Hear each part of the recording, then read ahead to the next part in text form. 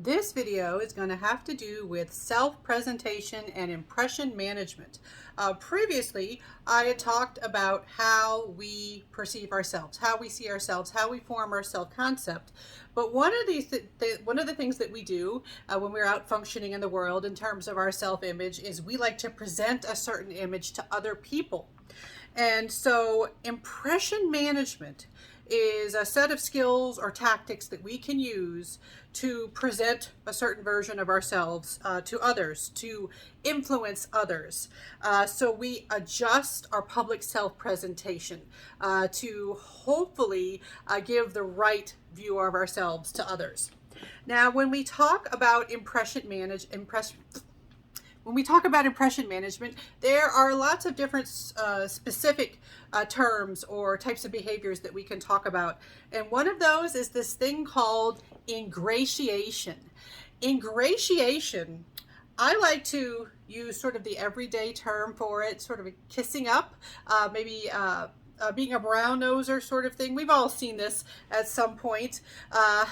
With ingratiation, this is where you try to increase liking and attraction through compliments, piling on those compliments. You might have seen this with your teachers or professors, where a student might try to engage in ingratiation to make themselves look better to the professor, maybe hoping that that'll improve their grade. You know, they say, "Oh, you look lovely today. Oh, you explained that so well." And of course, sometimes they are being genuine, but you might have those suspicions that sometimes they're doing that because they want the person that they're complimenting to think more highly of them. And that is one thing that you can do.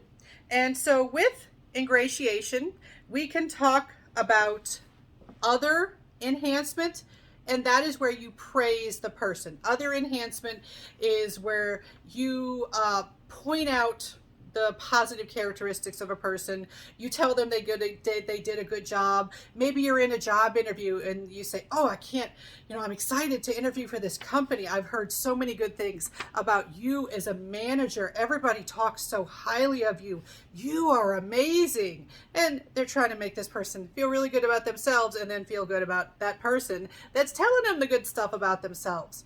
Now, another thing that we can do is we can engage in opinion conformity. Now, opinion conformity is where we kind of act like we agree with the person on everything that might come up. Like they might show that they support a certain team. Maybe they have, a poster in the background or something, and you're doing a job interview and you're like, "Oh, you like the Saints? I'm a huge Saints fan." Even if you're not, you're just trying to be like, hey, we agree on stuff. Or they might mention, "Oh yeah, I can't, the streets are horrible here. I wish they'd fix the streets." And you might say, "Yeah, I totally agree. I've been saying that for the longest time, that they need to fix the streets right outside of the building here." And, so even you might agree on some level with some of the things that you're saying, but, you are putting those things out there so that they will think more highly of you. And so ingratiation, including both of those types, ingratiation, including other enhancement and opinion conformity, these are both things that you do so that you present a positive view of yourself to others. Now, you can also engage in self-promotion. You hype up the good things about yourself.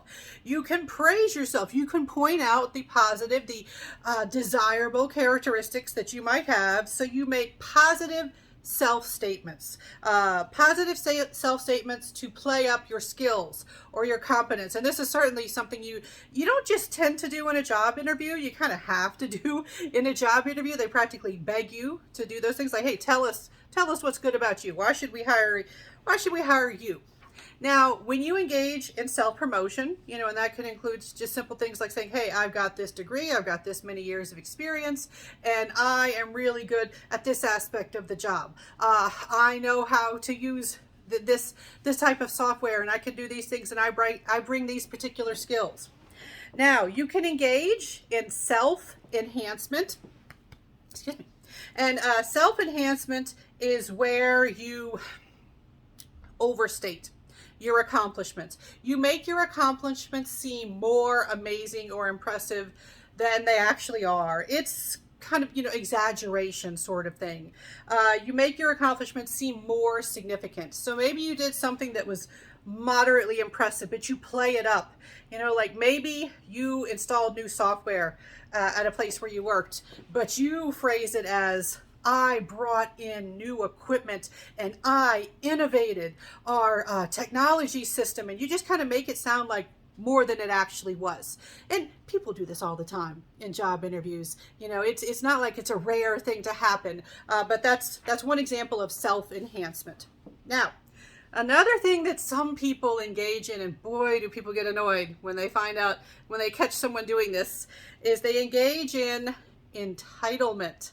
Now, entitlement in this particular area of talking about self-promotion, because there are many ways we can use that word entitlement, but this is where you take credit for desirable, impressive events, achievements, and things like that. You take credit for stuff that you didn't really have anything to do with. You know, like maybe one of your coworkers did something amazing and you say, oh yeah, I was at that company when that happened. You may have had nothing to do with it, but you make it seem like, yeah, I was there. I was involved. And so with entitlement, this is the type of self-promotion where you try to take credit for what other people have done. So it's less of an honest type of self-promotion. Now, another thing that some people engage in to try to make themselves look good to others.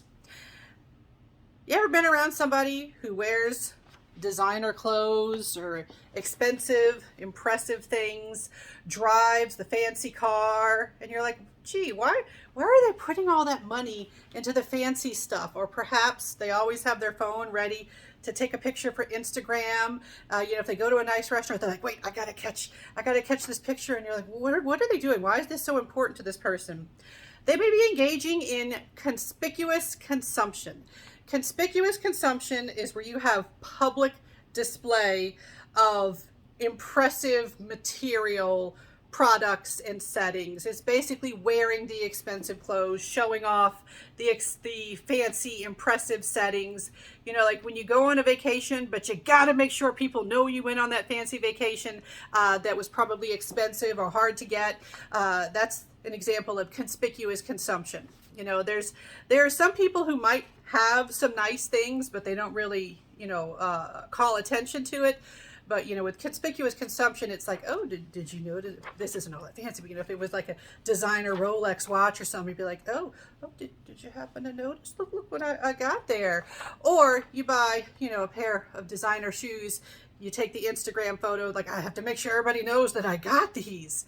All right, so those are examples of conspicuous consumption. These are all examples of things that we do so that the self that we present to the world is better. It's impressive in some way. We want our best self to be seen.